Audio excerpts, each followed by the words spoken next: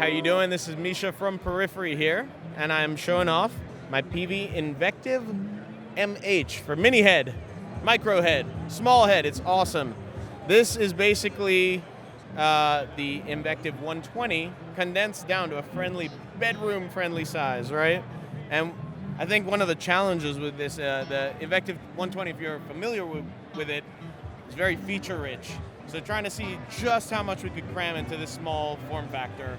And I really have to hand it to the engineers because they got basically everything I wanted into this little, so it's actually amazing. Like the back panel is almost as amazing as the front, right?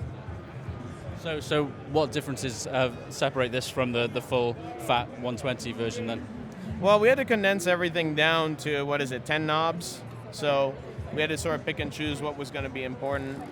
We don't have a master volume on this, but it's also a lot less necessary when you have, this has 25 watts, 5 or 1, depending on what. Yeah, it's almost like a 3-position master volume on the back because you got the 3 wattage settings.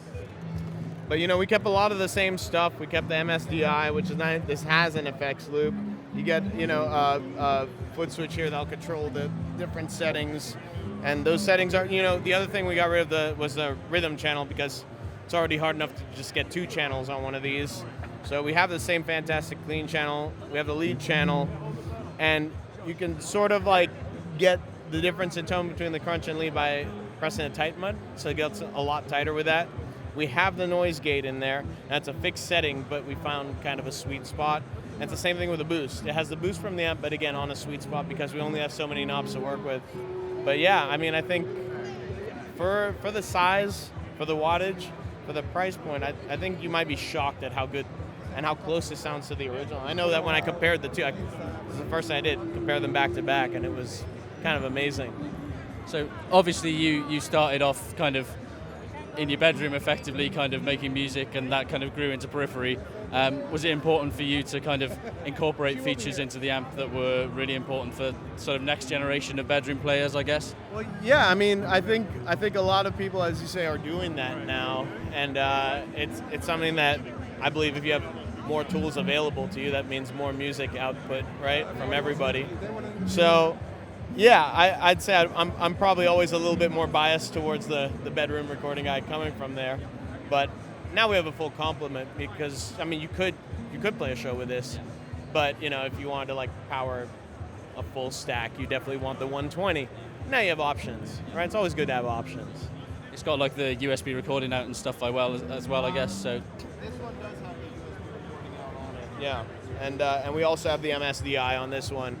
And it's got the speaker defeat, so you can do the silent recording. That's right. That's right. Dummy so mode. what you can do, you could do the speaker defeat on the 120. Actually, you have to have it plugged into a load because 120 watts. That'd be a pretty big load to take. But here, you just do speaker defeat. You just go direct into your interface.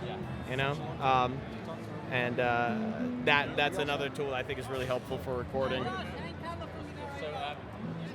When's it going to be available? And have you got a price When's it going to be available? And what's the price point? I don't know these things. Yeah, I should know that too. I think it's going to map for $699. Availability, I'm gonna plead the fifth. I think early Q2. I think I might be guessing. It's best to say that, and if it comes out earlier, and it's then it's a pleasant surprise. Yeah. I don't know things. I just design amps for these guys. I won't be in Anaheim to be yelled at by that point. So. Yeah. Fair enough. Lovely stuff. Thank you very much for your time, Misha. Much appreciated.